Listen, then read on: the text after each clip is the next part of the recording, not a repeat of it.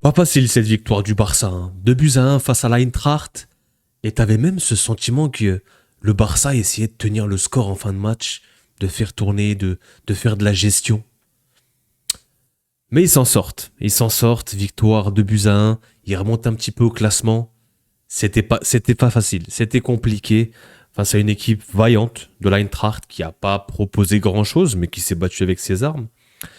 Et le Barça, je dirais, un petit peu à deux visages. Mais avant de faire l'analyse, j'aimerais avant tout, les frères, vous remercier pour la barre symbolique des 10 000 abonnés sur la chaîne. On y est. Que ce soit des Catalans, des Madrilènes, des Parisiens ou des supporters de foot en général. Merci à tous, vraiment. Cœur sur vous les gars. Merci pour le soutien, la force et l'aventure continue. Bon, ce Barça, ce Barça qui se présentait en 4-2-3-1, il me semble, avec une équipe type, quasiment, hein. On retrouve du Rafinha, du Firmin, du Yamal, Lewandowski, un double pivot Pedri, Eric Garcia. Je ne sais pas si De Jong est encore remis ou s'il est encore trop juste. Mais tu étais quasiment sur une équipe type, hein, avec du Baldé, Koundé sur les côtés, Gérard Martin qui s'installe comme un titulaire, qui fait pas un match dégueu encore une fois. Je pense que Flick a trouvé quelque chose avec Gérard Martin, défenseur central, axe gauche. Plutôt bon. C'est pas le plus rapide. Alors certes, il est fautif, attention sur le but. Mais au-delà de ça, si on prend un échantillon de quelques matchs, il est pas déconnant, je trouve, derrière en tant que défenseur central. C'est loin d'être parfait, mais sa qualité de pas de gauche, sa qualité de relance, cette faculté à pouvoir chercher des bons ballons, des longs ballons, ses coéquipiers, casser des lignes aussi. Voilà, défensivement, c'est toujours un peu ledge, mais c'est mieux que sur un côté. Sur un côté, il avait tendance à se faire mélanger. Je trouve que dans l'axe, est-ce que c'est pas un peu le Inigo de Wish? Il a peut-être trouvé une solution comme ça. Koundé, on va en parler, forcément. L'héros du soir. Et puis ensuite, bah voilà, un 11 plutôt classique pour moi. Si on regarde les stats, c'est pas énorme, hein. 1,43 d'XG, je trouve que la production n'est pas dingue du Barça ce soir. Bon, quand même 19 tirs 7 cadrés. En face, 77%, 77 d'XG, c'est pas grand chose aussi. Possession largement en faveur du Barça. Et au classement, 14e, ils remontent un petit peu, ils vont essayer de se rapprocher du top 8. Ça va être 2 matchs abordables, le Slavia Prague et je crois que c'est Copenhague le dernier, je suis pas sûr. Logiquement, le Barça devra récupérer des points. Ça sera peut-être juste, hein, ça va jouer entre la 7e, 8e, 9e place s'ils arrivent à faire un carton plein. Faudra voir ce qui se passe devant aussi avec le goal average. Mais ils font quand même une bonne opération. C'est les 3 points. Et en vrai, pour moi, ce match est paradoxal. Dans le sens où le Barça est mené. D'entrée, un Barça très haut qui va chercher son pressing. Flick, les idées flickiennes. Il va mourir. Lui, il fonce dans le mur, il va mourir avec ses idées. Tiens, au moins, on a un coach qui vient avec ses idées. Et qui continue avec ses idées.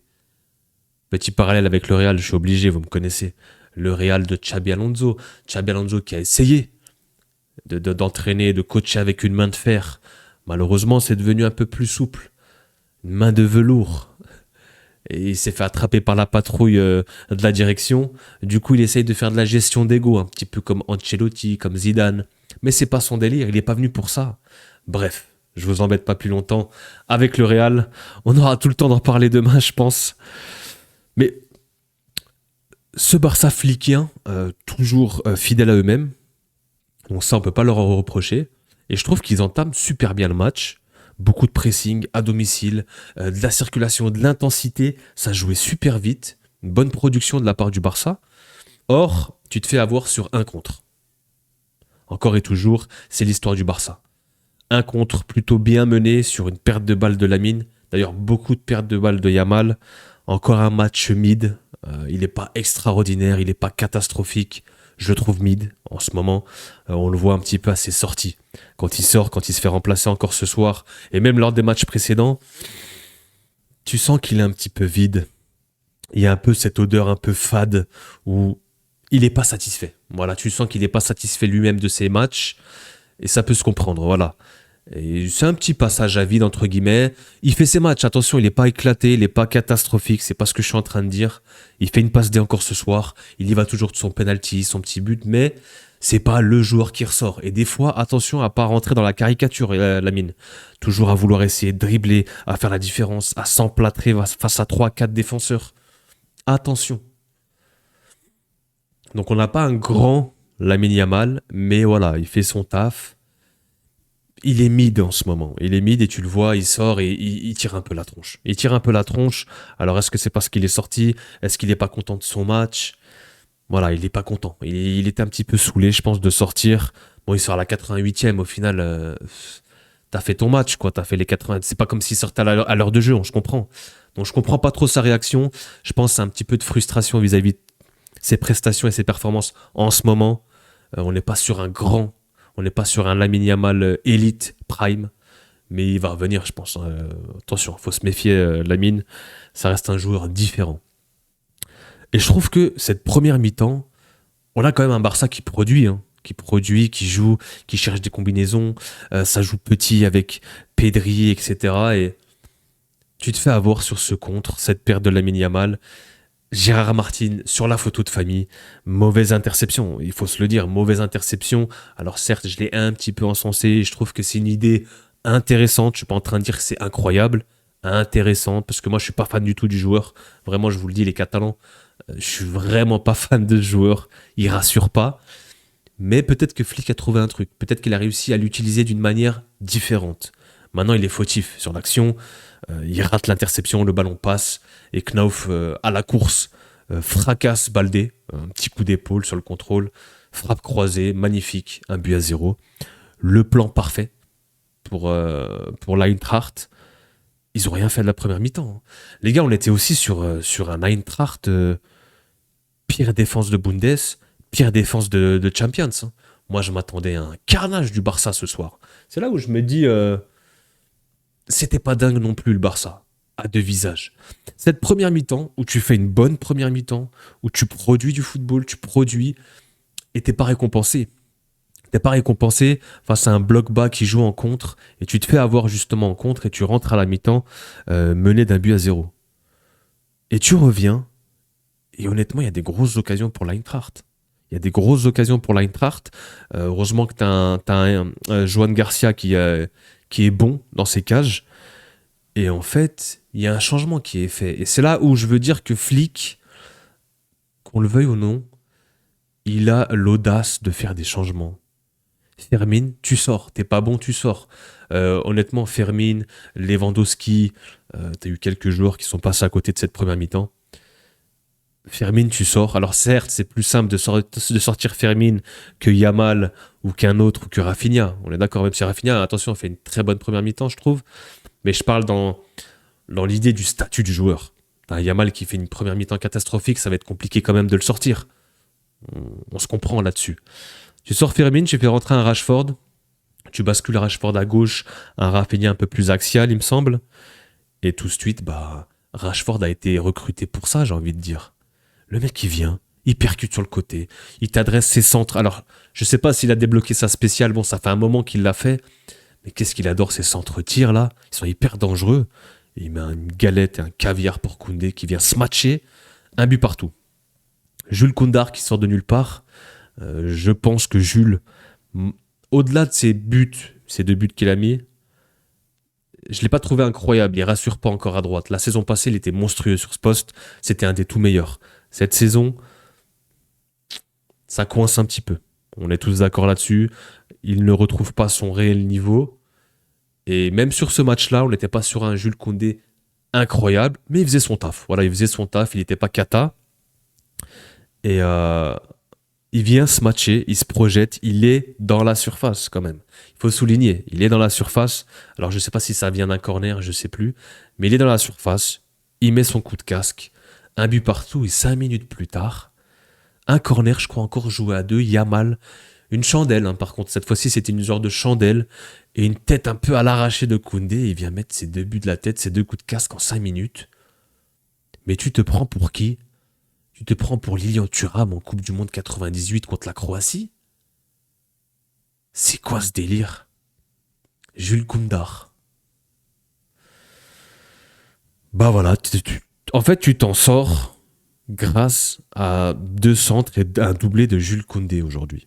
C'est là où je veux en venir, où je trouve que la deuxième période, même si le Barça a continué à essayer, je les ai pas trouvés extraordinaires. Et je trouve que même en fin de match, ils subissent beaucoup, pas mal de fatigue.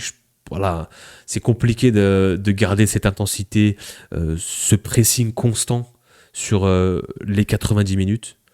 Et du coup, tu pêches un petit peu, je pense, en fin de match. Et c'est là où, avec les changements de Top Muller du côté de l'Eintracht, t'as du Eli Wahi, t'as du Ozun, t'as du Baoya. Il y avait du monde hein, quand même dans cette équipe, hein, en parlant de Götze, Shaibi, Elias Kiri, super milieu de terrain. Ils ont du monde. J'ai beaucoup aimé leur arrière-gauche aussi, Brown. Il a été très solide, il a muselé quand même Yamal, je trouve. Super latéral gauche. Ils ont quand même quelques noms. Knauf qui a été décisif, mais ça reste léger. Et puis c'est défensivement, tu peux pas jouer avec Théat et Knorr. Kor. Tu t'es fait kochen. Ah, tu avec Kor, tu te fais kochen. Tu te fais cuisiner. C'est kochen, c'est en allemand, les frères. Théat et Kor. Les gars, on est sur une charnière qui avale des buts. Hein. C'est une avalanche de buts pour cette charnière, les mecs. Et aujourd'hui, voilà, le Barça s'en sort avec un doublé de Koundé, un doublé de la tête, un peu venu de nulle part. Mais à côté de ça, bah, dans le jeu et tes offensifs, ils n'ont pas réellement trouvé la solution. Et en fin de match, tu te fais un petit peu peur. Alors certes, Joan Garcia te rassure sur quelques sorties, mais c'était pas non plus...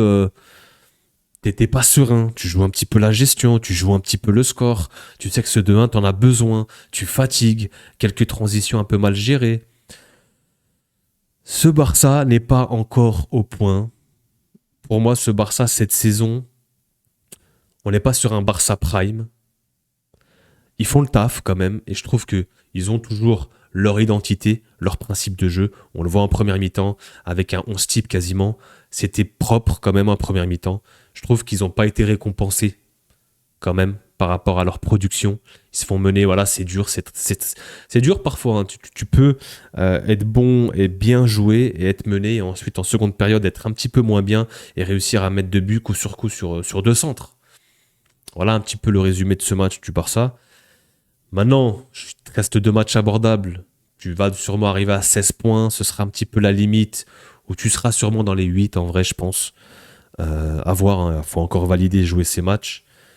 Mais un Barça sur 2 tableaux avec la Liga qu'ils arrivent à plutôt bien gérer et la Ligue des Champions, je pense pas que tu feras mieux que la saison passée. Je préfère être honnête avec vous, les gars.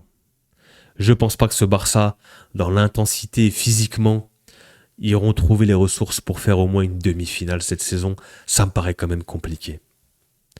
Alors, ils sont capables sur un match, si ça passe, si tout se passe bien, si tu as des individualités, si tu n'as pas de blessés, parce que ce Barça n'a pas de profondeur de banc. Et ce Barça, si tu perds un joueur, tu perds un Pedri, tu perds un Yamal, tu perds un Rafinha, c'est plus la même équipe.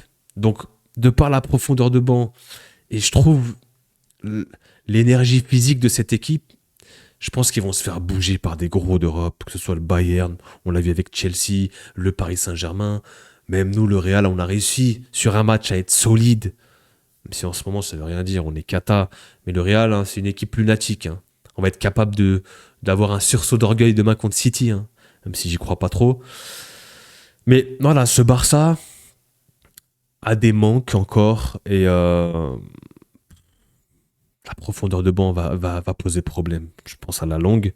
Donc ils vont sûrement... En fait, il faudrait vraiment qu'ils arrivent à se qualifier dans le top 8 pour éviter ce barrage. Ce serait un match en plus à se mettre.